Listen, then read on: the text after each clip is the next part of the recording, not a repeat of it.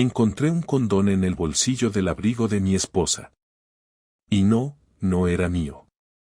No había forma humana de que ese preservativo hubiera llegado ahí por error.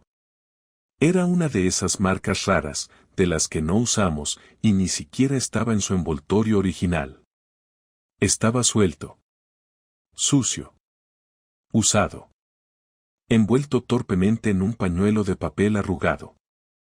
Fue el 27 de diciembre. Lo recuerdo porque aún teníamos el Belén puesto y mi hija pequeña, Laura, insistía en mover al niño Jesús de sitio cada 2 horas.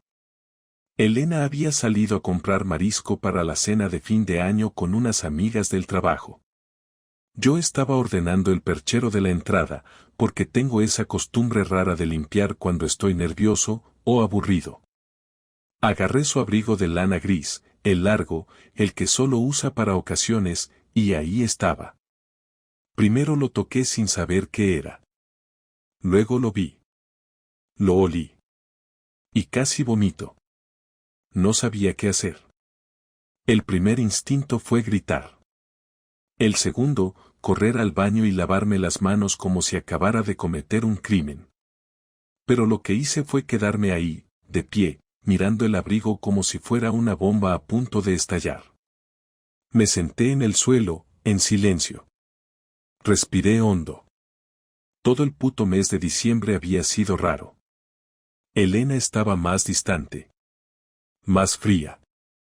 Se reía con el móvil en la mano como una adolescente y decía frases como necesito mi espacio o no todo gira en torno a ti, Marcos.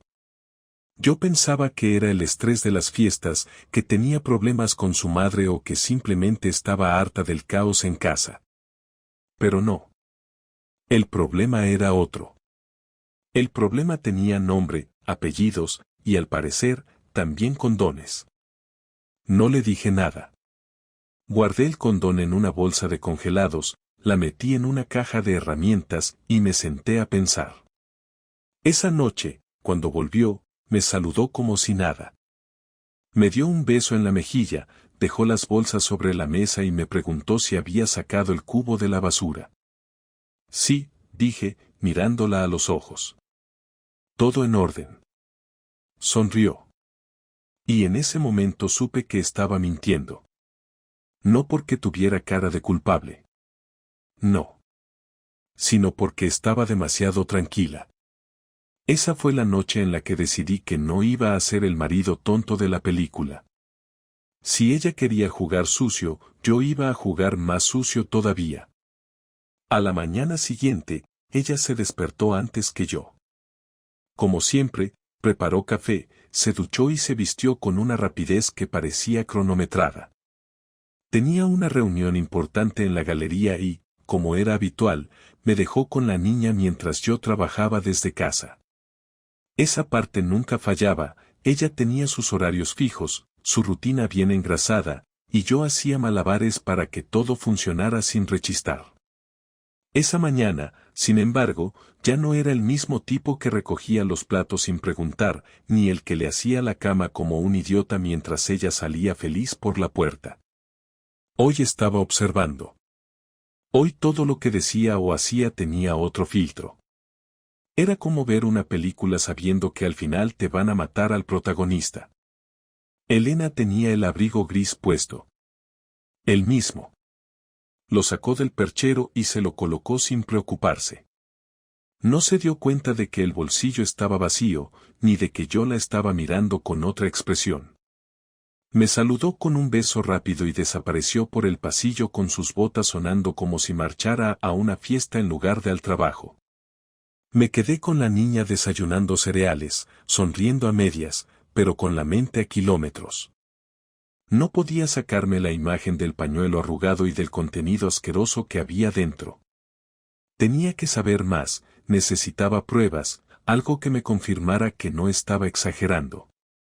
No iba a armar un escándalo solo por eso, pero tampoco iba a quedarme cruzado de brazos. Me conocía lo suficiente como para saber que una vez que algo se me metía en la cabeza, no paraba hasta entenderlo todo. Después de dejar a Laura en el colegio, volví a casa y me senté frente al ordenador, fingiendo que trabajaba. En realidad, solo estaba esperando algo, lo que fuera, algún indicio, algún error de su parte. No me hacía falta espiarla como un adolescente, ni revisar sus redes sociales como hacen los celosos sin dignidad. Lo que necesitaba era tiempo y silencio para conectar los puntos. Recordé una conversación que tuvimos a principios de mes. Había mencionado que una de sus compañeras, Clara, estaba teniendo problemas con su marido, y lo dijo con ese tono forzado que usan las personas que intentan sonar naturales. En su momento no le di importancia, pero ahora cada cosa tenía otro color. Decidí buscar a Clara en Instagram. Nunca la había seguido, pero sabía cómo se llamaba. La encontré rápido. Un perfil bastante público, muchas fotos de exposiciones, frases cursi sobre arte y libertad, nada demasiado útil. Hasta que vi una foto que me hizo detenerme. Era del 15 de diciembre. Una imagen del grupo de trabajo en la galería, todos sonriendo. Y al fondo, casi cortado por el encuadre, un hombre que no reconocí. Alto, moreno, vestido con ropa informal, pero con una actitud de yo no debería estar en esta foto. Elena estaba a su lado, con una sonrisa contenida. No posaban juntos, pero él le miraba como si el resto del grupo no importara. Lo guardé. No le dije nada a Elena ese día. Tampoco al siguiente. Empecé a observarla como si no la conociera, notando cada gesto, cada salida, cada excusa. El día 29, me dijo que saldría de nuevo con sus amigas a tomar algo. Era raro, tan cerca de fin de año, con todos los preparativos que teníamos que hacer en casa, pero yo solo asentí. Fingí interés, le dije que se divirtiera. Esa noche, contraté una niñera, le pagué en efectivo, y salí detrás de ella sin que se diera cuenta. Me sentí ridículo al principio, como un actor de serie barata, pero necesitaba verla. Necesitaba saber dónde iba realmente. La seguí en el coche a distancia, con las luces apagadas. La vi girar por la avenida del puerto y aparcar cerca del mercado de Colón. Bajó del coche con prisa y entró en un bar. No el típico sitio donde va con sus amigas, sino uno más pequeño, más escondido. Me quedé esperando. A los 5 minutos, el mismo tipo de la foto entró al bar. No hubo abrazos, no hubo besos, pero se sentaron juntos en una esquina, con esa forma de mirar que solo tienen los que ya se han acostado antes. Esa forma de hablar bajito, de tocarse sin tocarse. No era necesario ver nada explícito. Lo vi en sus cuerpos, en cómo ella sonreía, en cómo él se inclinaba hacia ella con naturalidad. El lenguaje de los amantes que se conocen bien. Esperé 30 minutos. Luego me fui. No necesitaba más. No era el tipo de persona que hacía escándalos en bares, ni el que golpeaba a desconocidos. Pero ahora sabía lo suficiente. Ya no era una sospecha. No era paranoia. No era un condón perdido. Era Elena. Mi mujer. En un bar escondido. Sonriendo con otro. Y yo, en el coche, como un idiota con el corazón roto. Al volver a casa, no encendí las luces.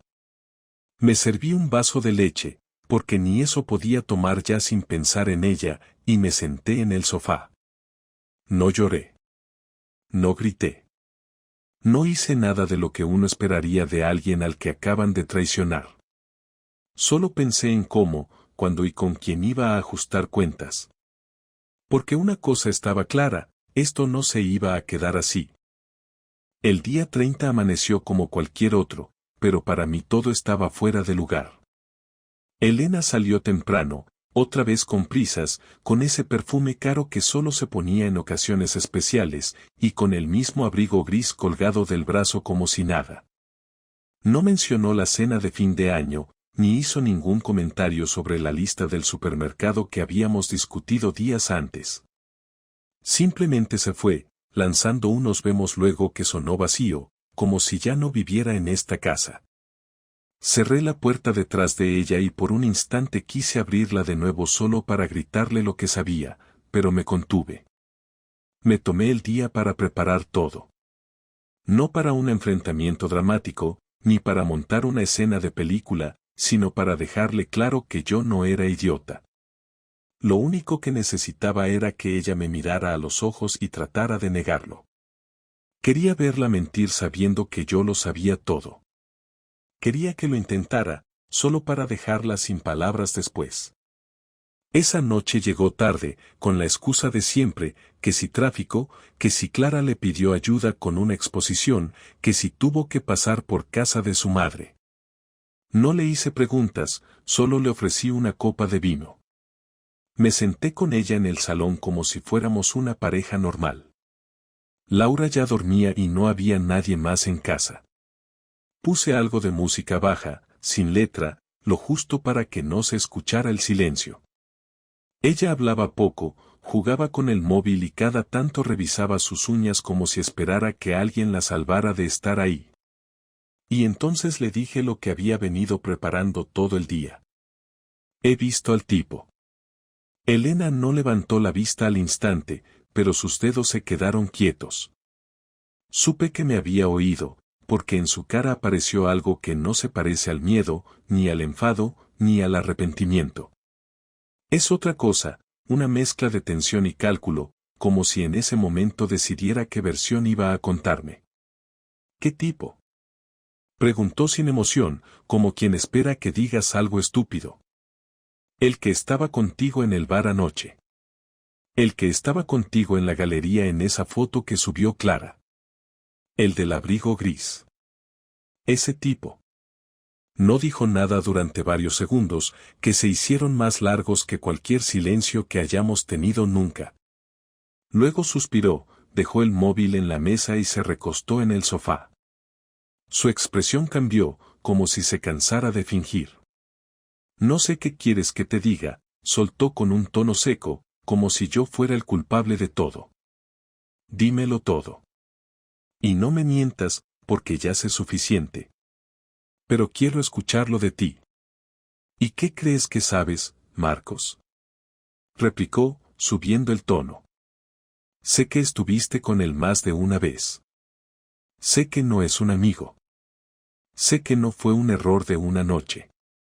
Sé que lleva semanas actuando como si yo fuera un mueble en esta casa. Sé que encontré un condón usado en tu abrigo. Se quedó helada. Esa última parte la descolocó. Pensaba que me había enterado por otra vía, o tal vez que nunca lo descubriría. Bajó la cabeza, no por culpa, sino para ganar tiempo. Luego me miró, y no supe si iba a llorar o a gritar. No tenía intención de que pasara así. Al principio solo hablábamos, nos entendíamos, y fue diferente. Me sentía viva, Marcos. Sentía que alguien me escuchaba sin juzgarme. ¿Y eso justifica todo lo que has hecho? No estoy buscando justificarlo. Solo te estoy diciendo la verdad. Me cansé de este matrimonio, de esta rutina, de fingir que todo está bien cuando hace años que no lo está. Entonces deberías habérmelo dicho. No haber traído tu mierda a esta casa. No haberme sonreído como si nada mientras me mentías todos los días. ¿Y tú qué esperabas? ¿Que me sentara contigo una noche a decirte que ya no te amaba, así sin más? Sí.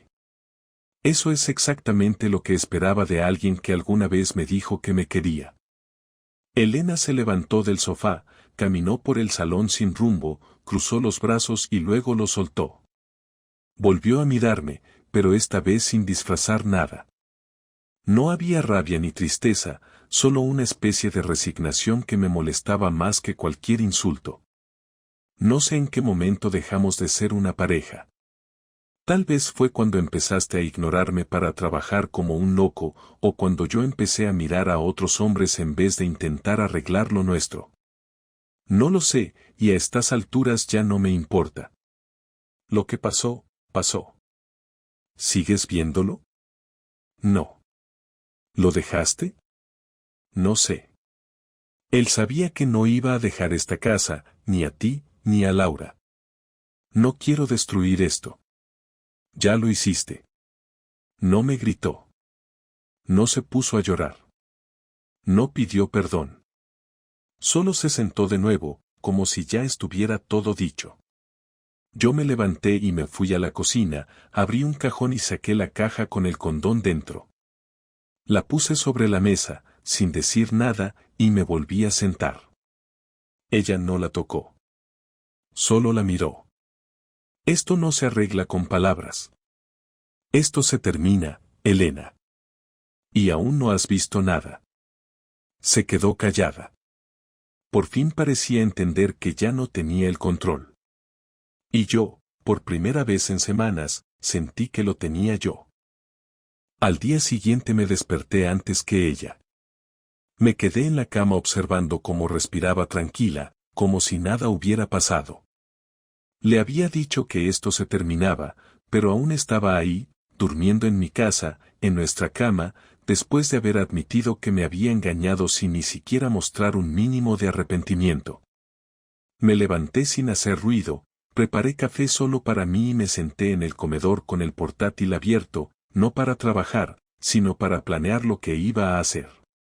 No pensaba quedarme en el papel de marido traicionado, no iba a pasar los días con cara de víctima mientras ella paseaba por la casa como si solo se hubiera equivocado de camino. Si ella no tenía problema en destrozar nuestra familia en silencio, yo tampoco iba a tener reparos en devolverle el golpe de forma calculada y clara. Me pasé toda la mañana haciendo llamadas y escribiendo correos. Ya tenía decidido que no le diría nada hasta que fuera irreversible. Lo primero que hice fue contactar con un abogado. Le expliqué todo, sin adornos, sin exagerar, con la frialdad de quien ha dejado de sentir.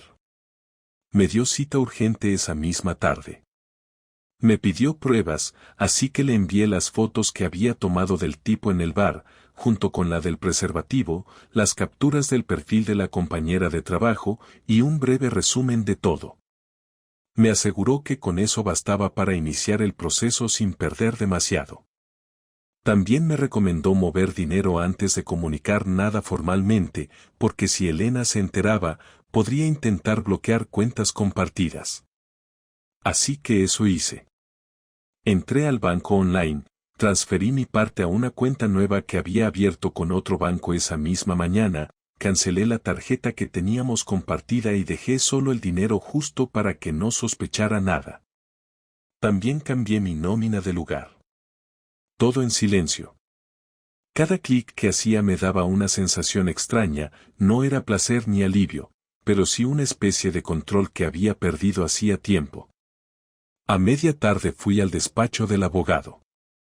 Hablamos durante una hora larga. Me explicó mis opciones, los riesgos, lo que podía reclamar y lo que no. Me recomendó mantener la calma, no decirle nada aún, esperar al momento adecuado. Me ofreció incluso redactar una carta para ella, pero le dije que no, que eso lo haría yo. Salí de la oficina con una carpeta bajo el brazo, papeles listos para iniciar el trámite en cuanto yo lo decidiera. Al volver a casa, Elena estaba en el sofá viendo una serie con auriculares. Me saludó con una sonrisa forzada. No respondí. Me limité a sentarme frente a ella con la carpeta en las manos. No la abrí. No dije nada. Solo la miré. Después de unos segundos se quitó los auriculares y me preguntó si pasaba algo. No aún, le dije. Pero ya pasará. Se removió incómoda y volvió a mirar la pantalla, fingiendo que no le afectaba. Pero yo sabía que estaba nerviosa. Empecé a preparar todo para el día siguiente. Revisé documentos, cambié claves, guardé copias de seguridad de todo. No me quedaría nada a la improvisación. Lo más importante era que Laura no sufriera, así que decidí que antes de dar el paso definitivo, hablaría con ella de forma sencilla y directa. Era una niña lista, sabía que algo pasaba, y no quería que se enterara por un grito en el pasillo o por una maleta a medio cerrar. Esperaría hasta el día 2, después de Año Nuevo. No iba a permitir que el último día del año quedara manchado por su infidelidad. Quería que viviera la tensión hasta el final, que cada cena, cada brindis, cada saludo familiar fuera una cuenta atrás. Esa noche, mientras ella dormía, le escribí al tipo. Conseguí su nombre completo gracias a los comentarios de Clara en las fotos. Busqué su perfil en LinkedIn, lo encontré sin dificultad, y le envié un mensaje desde una cuenta nueva que creé solo para eso. No fui vulgar, ni agresivo. Solo le puse, sé lo que has hecho con mi mujer. Te aviso de que tengo todo documentado. En breve te tocará explicarte. No respondió, pero vi que lo leyó a los 10 minutos. También vi que puso su cuenta privada ese mismo día por la noche. Cobarde. Al día siguiente, por la mañana, hice otra visita. Esta vez a la galería donde trabajaba Elena. No fui a buscar escándalos ni a armar un espectáculo. Fui a hablar con el dueño. Nos conocíamos de vista, habíamos coincidido en varias inauguraciones, siempre cordial. Le pedí 5 minutos y se los di con educación. Le mostré una sola foto, la del tipo con ella en el bar. Le dije que no me interesaba lo que hicieran fuera del horario laboral, pero que me parecía relevante que un proveedor de la galería se estuviera acostando con una de las responsables de compras, y que en caso de que esa información saliera a la luz, alguien tendría que responder por el conflicto de intereses. No me pidió más. Me dio las gracias, me dio la mano y me dijo que hablaría con ella. No me importaba si la despedía o no. Lo único que quería era que sintiera el fuego rozándole los pies. Esa noche cenamos juntos como si todo estuviera bien. Elena hablaba con la niña como si el mundo fuera normal. Yo le respondía con frases cortas. Miraba el reloj cada tanto, esperando el momento justo para dar el siguiente paso. En algún momento mencionó que necesitaba pasar por la galería al día siguiente para preparar una muestra nueva, y no pude evitar sonreír. No le dije nada. Pero sabía que ese día no se presentaría nadie a trabajar, al menos no de forma habitual. Mi parte estaba hecha. Había sembrado lo necesario. Y ella aún no tenía ni idea de lo que le esperaba. La mañana del 2 de enero me desperté antes que nadie. Laura seguía dormida, todavía con la resaca de emoción por los fuegos artificiales y los regalos que le habíamos dado en Nochevieja. Elena estaba en el baño, probablemente arreglándose para ir a la galería, todavía convencida de que su vida no se había movido ni un centímetro del lugar cómodo que había construido encima de mi paciencia. Me vestí sin prisa, desayuné solo y esperé en el salón con la carpeta encima de la mesa, esa que ya se había convertido en el centro de todo, sin que ella lo supiera. Cuando salió del baño y me vio sentado ahí, con expresión seria y sin apartar la vista de ella, entendió que algo iba a pasar. Se detuvo en seco y por un momento no dijo nada. Fue la primera vez en muchos días que noté un rastro real de miedo en su cara. ¿Qué pasa ahora?, preguntó, con una voz que no era ni segura ni frágil, sino un punto intermedio, como si no supiera si debía estar a la defensiva o a la espera. Le señalé la silla frente a mí. Se sentó. No dije nada durante unos segundos. Luego abrí la carpeta, saqué un sobre cerrado y se lo puse frente a ella. Lo miró como si fuera veneno. ¿Qué es esto? Tus papeles de divorcio. Ya está todo listo. Solo tienes que firmar. No hizo ningún gesto. No intentó leer. No preguntó detalles. Simplemente bajó la cabeza y suspiró. Así que es en serio. ¿Tú creías que no?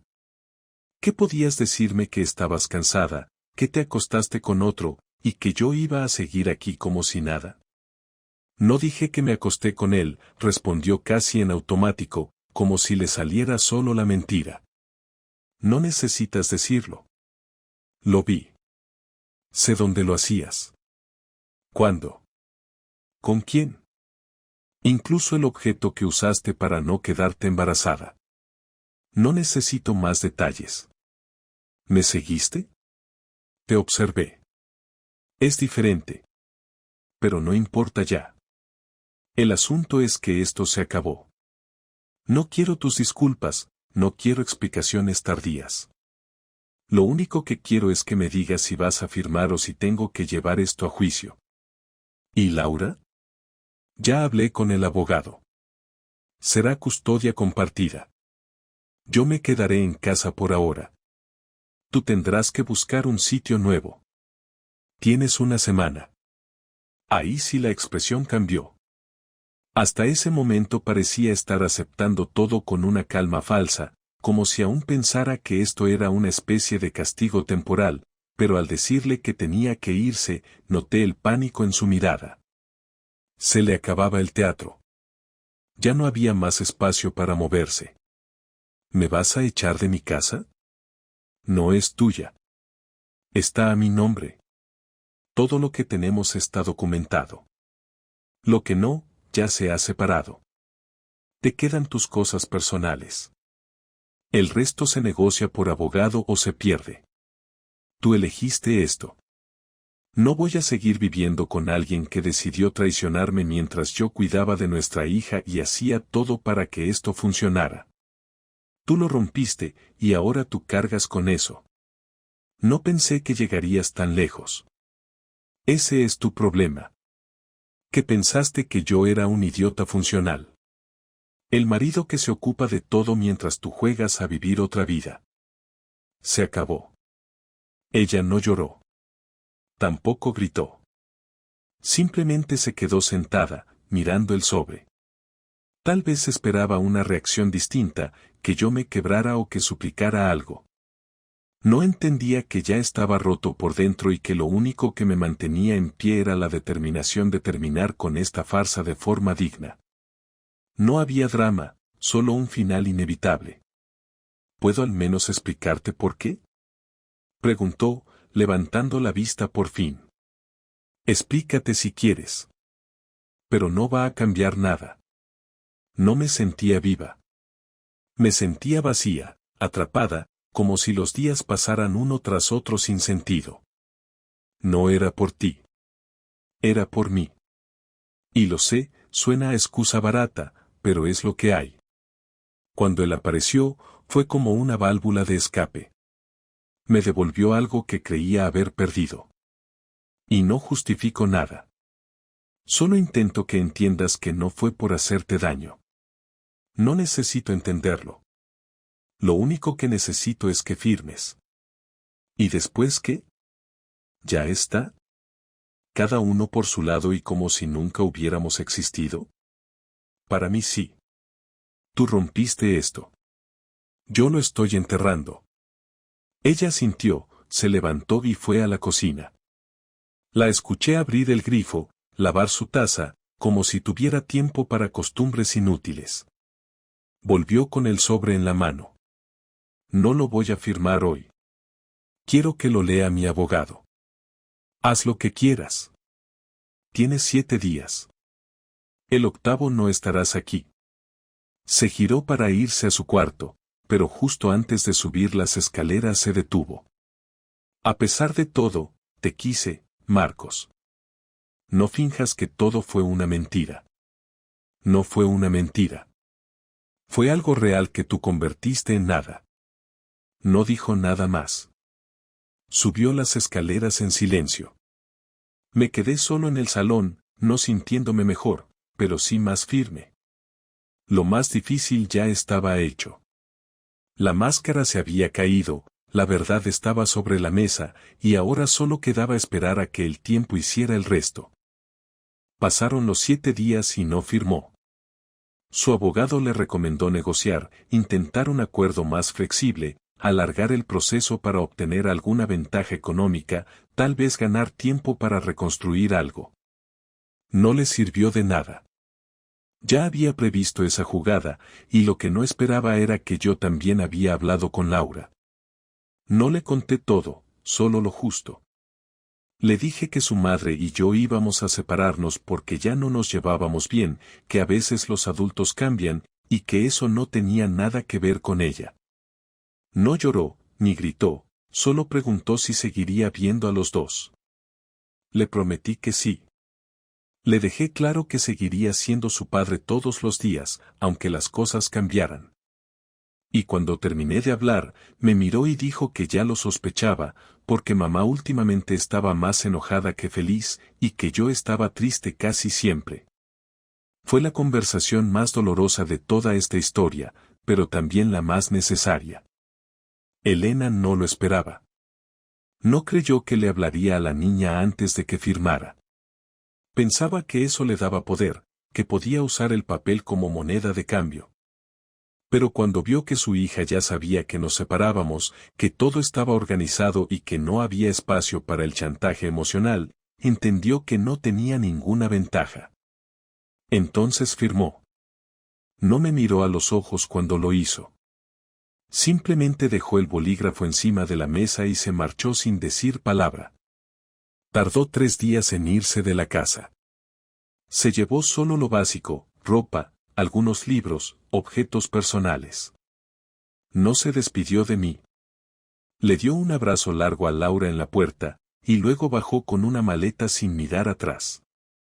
Yo me quedé en el pasillo en silencio, no porque me doliera verla partir, sino porque aún no terminaba de entender cómo una vida entera podía desmontarse en unas semanas. No volví a saber del otro tipo. Nunca apareció, nunca intentó acercarse, y no me interesaba saber si seguían viéndose. Lo único que me importaba era limpiar mi espacio, mi tiempo, mi entorno de todo lo que tuviera su nombre. Cambié las cerraduras, devolví sus cosas que había dejado en cajas ordenadas, borré fotos, eliminé números, quemé cartas viejas. No fue un acto simbólico ni emocional, fue práctico. Lo hice con la misma naturalidad con la que saco la basura. Nada más. Necesitaba recuperar el control de mi casa, de mis rutinas, de mi calma. Y eso también implicaba evitar cualquier tentación de reconectar con ella por nostalgia o debilidad. Algunas noches fueron difíciles, pero no por extrañarla, sino por la costumbre de tener a alguien más en la casa. El silencio al dormir solo, la silla vacía durante la cena, el hueco en el armario. Esas cosas tardan en desaparecer. Pero al mismo tiempo, empecé a notar cambios que me devolvieron parte de mí. Dormía mejor. Respiraba con más libertad. Volví a correr por las mañanas, algo que no hacía desde hacía meses. Me reencontré con un amigo con el que había perdido contacto, solo para charlar sin filtros. Por primera vez en mucho tiempo sentí que podía hablar sin medir cada palabra. Descubrí que no necesitaba estar con alguien para estar bien. Solo necesitaba paz. Y eso era algo que no tenía desde hacía mucho. Mi madre vino a visitarnos una semana después de la separación. No le conté detalles. Solo le dije que Elena y yo ya no estábamos juntos, que había sido una decisión mía, y que prefería no hablar del motivo. Me miró con esa expresión que solo tienen las madres cuando saben que algo grave ha pasado, pero aún así no preguntó más. Se quedó un par de días, jugó con su nieta, cocinó algunas cosas, y cuando se fue, me dejó una nota escrita a mano que decía, «Estás haciendo lo correcto. No te detengas». La guardé en el cajón del escritorio. No como recuerdo, sino como recordatorio. Elena y yo ahora solo hablamos para coordinar con Laura. Los intercambios son breves, directos, sin emoción. Ella está viviendo en un piso pequeño cerca del centro. Ha seguido trabajando en otra galería. No me interesa si está sola o acompañada. Ya no tengo curiosidad. Porque lo importante para mí no era si me engañó o no. Era que dejó de respetarme. Que eligió salirse del camino sin tener el valor de decirlo. Y eso, más que el acto físico, es lo que terminó con todo. Aprendí que la fidelidad no se mide solo en cuerpos, sino en decisiones. Que cuando alguien empieza a buscar fuera lo que no se atreve a arreglar dentro, ya no hay retorno. Que puedes querer mucho a alguien y aún así tener que alejarte porque te estás perdiendo a ti mismo.